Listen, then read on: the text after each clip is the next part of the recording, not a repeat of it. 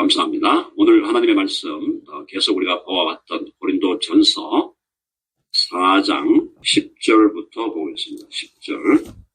고린도전서 4장 10절로 15절까지 고린도전서 4장 10절부터 15절까지 이 고린도 교회의 분쟁에 대해서 매우 마음 아파하면서 너희들이 교만하기 때문에 싸우고 있다. 그렇게 얘기했고요.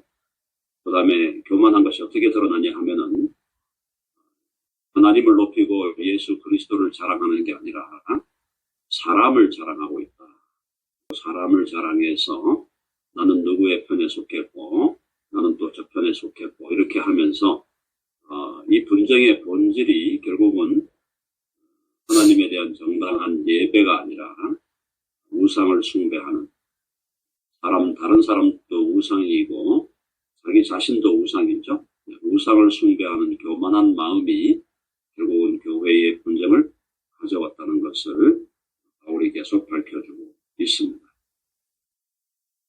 또 사람들에게 어느 정도의 인정을 받고 나면은 복음 사역을 통해서 오히려 그 사람들이 겉으로 볼 때도 세상적으로 볼 때도 높아지는 경우들이 특별히 지난 20세기를 우리가 바라보면요 많았다는 걸 볼 수가 있어요. 대표적인 인물이 빌리 그레이엄 같은 인물입니다. 빌리 그레이엄은 정말 전 세계에 수십억 명에게 복음을 전한 사람인데 그 사람이 나름대로 빌리 그레이엄의 삶 속에 고난과 아픔이 없었던 것은 아닙니다. 아들 프랭클린 그레이엄이 아주 탕자로 살았죠. 탕자로 아주 문제를 많이 일으킨 아들이었기 때문에 빌리 그레이엄에게도 굉장한 고통이 있었고요. 여러 가지 인생사에 어려움들이 있었지만 그러다 말년에 그가 파킨슨 병을 앓고 결국은 그 병으로 죽게 되는데 그럼에도 불구하고 과연 빌리 그레이엄이라는 그 복음 전도자가 지금 사도 바울이 지금 경험하고 있는 이런 가장 끝자리와 가장 낮은 자리에 있었냐? 그렇게 묻는다면 긍정적으로 대답하기가 어렵겠죠. 그러니까 복음을 전하고 복음을 위해서 평생을 바친 사람들 중에도 하나님께서 인간적으로 어느 정도 우리 눈으로 볼 때 그런 대로 괜찮네 할 정도의 삶을 살아가도록 허락하는 사람도 있는 반면에 지금 이 사도 바울은 또 바울과 함께 복음을 전하는 자들은 이 시대에 누가 봐도 완전히 예수 믿다가 망했네 할 정도로 예수 믿다가 완전히 인생이 작살났네 할 정도로 끝자리에다가 이들을 두셨다. 왜 그렇게 하셨을까?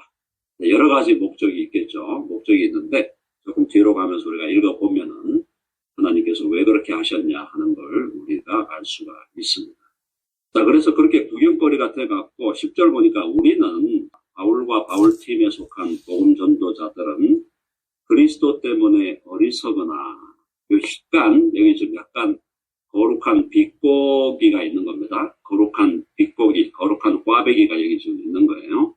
자, 그래서 우리는 그리스도 때문에 사실은 어리석은 자가 되었다. 세상 사람들 앞에서 볼 때 너무나 어리석은 자가 되었다. 근데 너희는 그리스도 안에서 지혜롭다. 약간 꼬는 거죠. 막 지금 싸우고 있는 애들인데요. 너희는 그리스도 안에서 지혜로운 자라고 자기들을 생각하고 있구나 하는 겁니다. 순도 100%로 바울이 이 사람들을 욕하는 건 아닙니다. 뒤에 우리가 내려가 보면은 사랑으로 권면하고 있다 그렇게 말씀하죠. 자, 그래서 우리는 약하다. 지금 바울과 바울팀에 속한 복음 전도자들은 너무나 약한 상태. 질병도 있고 또 바울이 거의 장애자라 그랬죠. 바울은 거의 장애인 수준이었습니다. 많은 분들이 바울이 상당히 건강하게 돌아다닌 것처럼 생각하는데 그렇지 않습니다. 바울은 그가 평생에 갖고 있던 지병이 있었기 때문에 그 지병이 안질이었냐 간질이었냐 두 가지 견해가 있는데 안질이었다 할 가능성이 가장 높다고 보여지는데요. 바울이 간질을 겪었다면 그거 정말 힘들었겠죠. 근데 안질도 눈에 질병이 있으니 눈에서 계속 고름이 나는 상황, 이 상황을 바울이 계속 겪으면서 살아갔습니다. 그러니까 그리고 체력이 뭐 그렇게 강한 사람이 아니었다고 보여져요. 자, 그래서 이 바울이 우리는 약하나, 그리고 그 외에도 또 사람들의 핍박과 와가지고 막 몽둥이로 때리고 채찍으로 때리고 얼마나 어려움을 겪었습니까? 우리는 약하나 너희는 강하고, 야, 너희는 왜 강합니까? 힘이 있으니까 싸우잖아요. 에너지가 없는데 싸우겠어요? 그러니까 이제 너희들이 강한 자가 된 거 아니냐. 그리고 너희는 존귀하나 우리는 비천하다. 바울과 함께 복음을 전했던 우리들은 정말 비천한 자리에 처해 있는데 너희들은 스스로를 높이고 상당히 존귀한 자의 자리에 있구나. 약간 거룩한 뒷고기를 하면서 이 사람들에게 우리나라 말로 하면 조금 정신 좀 차려야 할 걸 이렇게 얘기하고 있는 거예요. 정신 좀 차려야 되지 않겠냐. 너희들이 지금 그런 상황에 이렇게 지내고 있는 것이 과연 정당하고 타당하냐. 그 얘기를 지금 하고 있는 거죠. 그러면서 이제 그 다음에 바울과 바울팀의 상황을 더 적나라하게 표현해 줍니다. 11절. 바로 이 시각까지 지금 너희들에게 고린도전서 1, 제1권, 그죠? 고린도전서를 지금 고린도 교회에 보내는 편지, 제 첫 번째 편지를 쓰고 있는 바로 이 순간까지도 우리가 줄이고, 굶주리고, 목마르고, 헐벗고, 매맞으며 정처가 없이 살아가고 있다.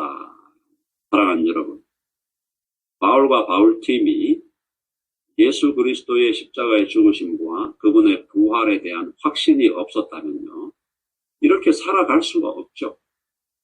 당장 때려치워야죠. 지금 21세기에 저를 포함해서 복음을 전한다고 하는 사람들에게 만약 이러한 삶을 살아가라고 한다면 저도 장담할 수 없죠. 저도 그냥 때려치우고 그냥 내 길을 가겠습니다.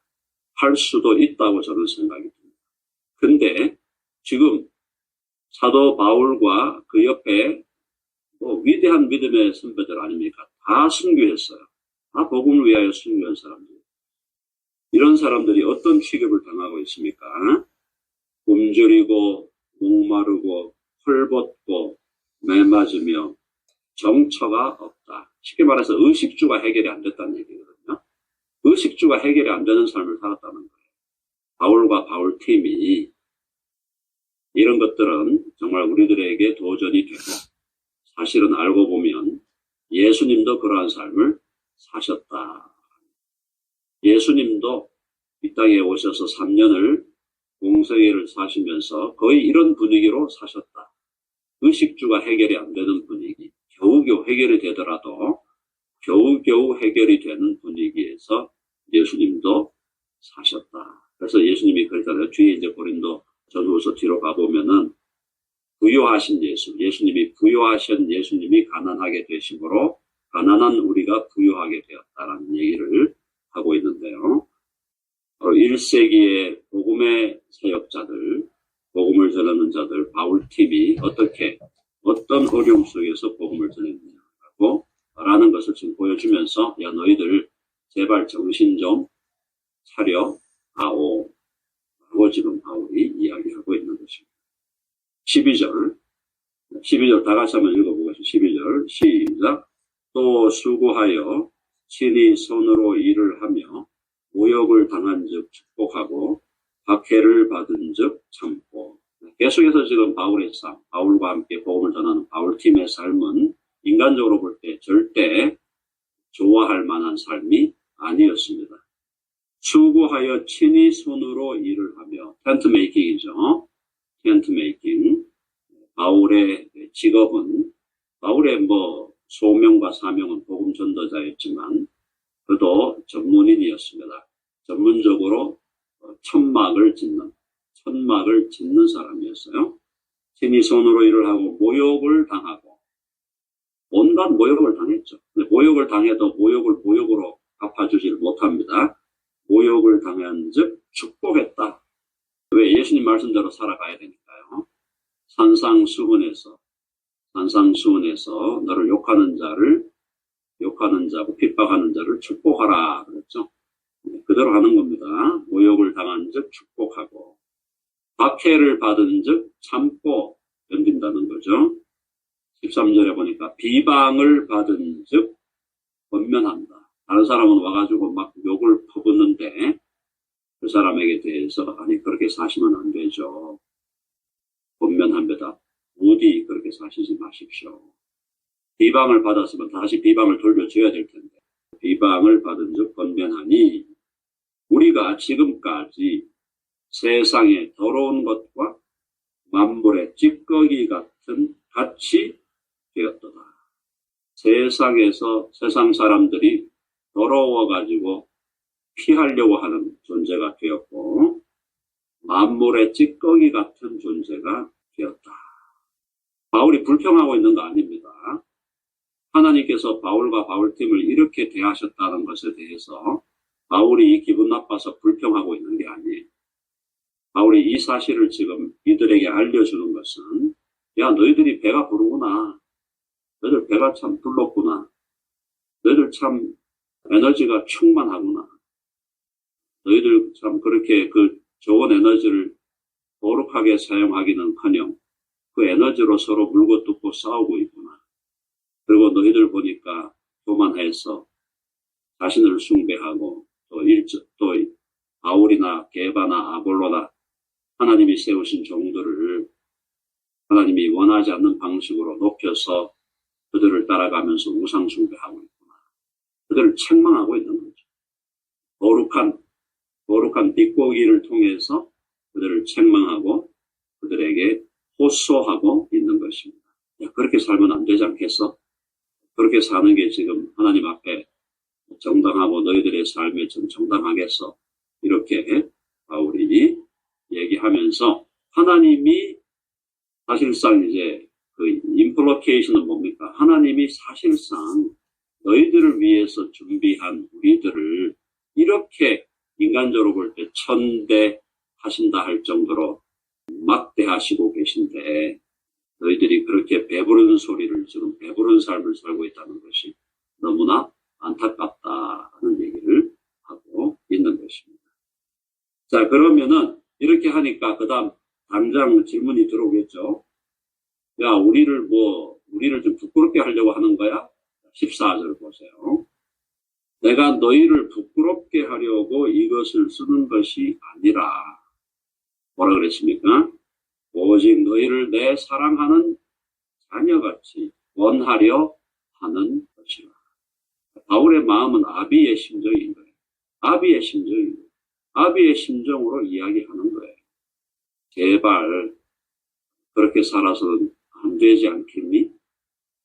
그렇게 살아서는 안 되지 않겠니?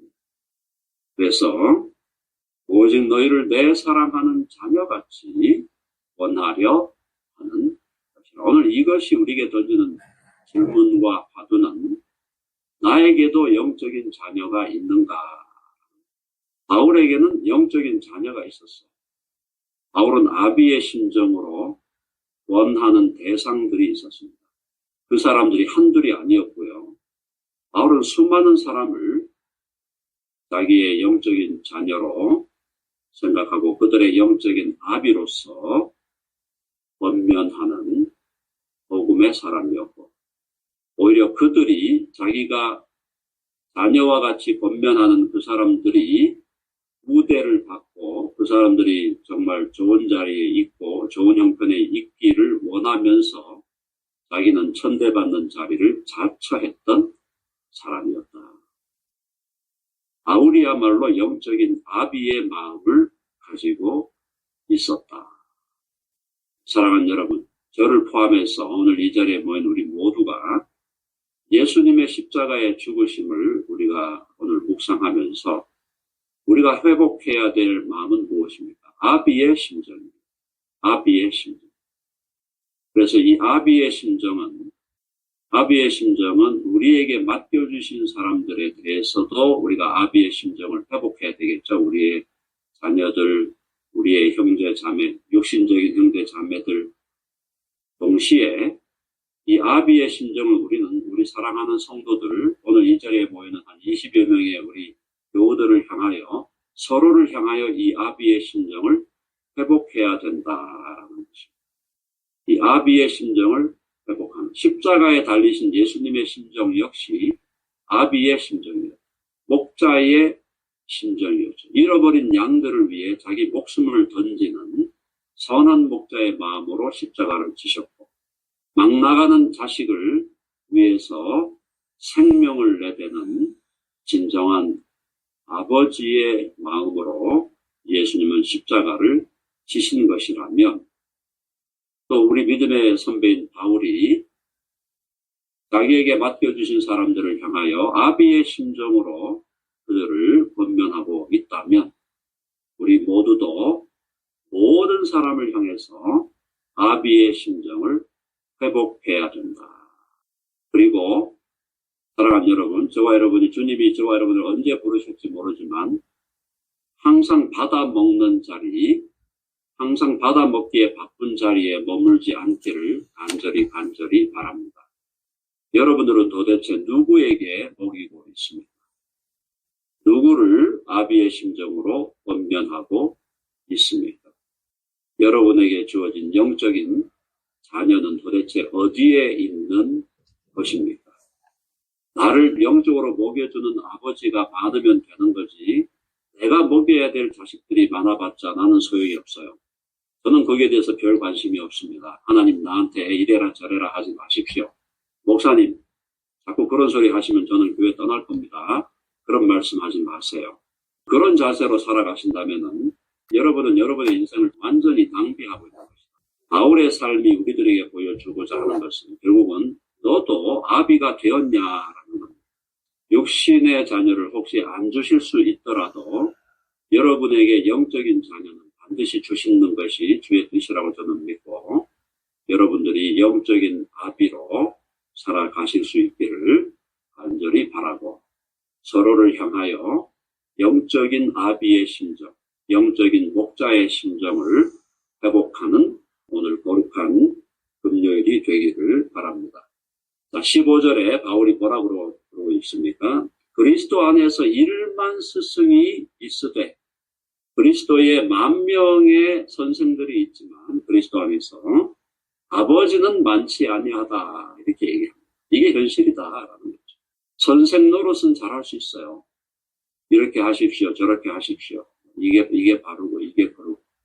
근데 과연 아비의 역할을 하고 있는가? 이것이 우선 저에게도, 목회자로서 저에게도 도전을 주고 있습니다. 과연 제가 여러분들을 아비의 심정으로 권면하고 있고 권면해 왔느냐. 부족함이 있겠지만 그렇게 애를 쓰고 있다라는 것은 여러분들에게 말씀을 드릴 수가 있습니다. 그렇다면 우리 모두가 아비의 심정을 회복하여 우리들에게 맡겨준 한 사람 한 사람의 영적인 아비가 되어서 그런 사람들로 우리 모두가 살아가야 되지 않겠습니까? 그리스도 안에서 1만 스승이 있으되 아버지는 많지 아니하니 그리스도 예수 안에서 내가 복음으로써 너희를 낳았으리라. 복음으로 낳은 자, 내가 복음으로 낳은 자에 대하여 영적인 아비로서 살아가게 하여 주시옵소서. 그래서 비록 한 해가 4월이 이제 다 지나갔습니다만은 앞으로 8개월 남아있는 이 한 해 동안에 여러분에게 하나님이 주시는 영적인 자녀, 여러분이 복음으로 낳은 자들을 주님이 주신다면 그들을 향하여 영적인 아비의 심정으로 그들을 사랑하고 권면하는 그런 거룩한 삶에 정말 하나님 보시기에 하나님이 기뻐하시고 존귀하게 여기시는 삶의 주인공들로 저와 여러분 모두가 드러나게 되기를 간절히 바랍니다.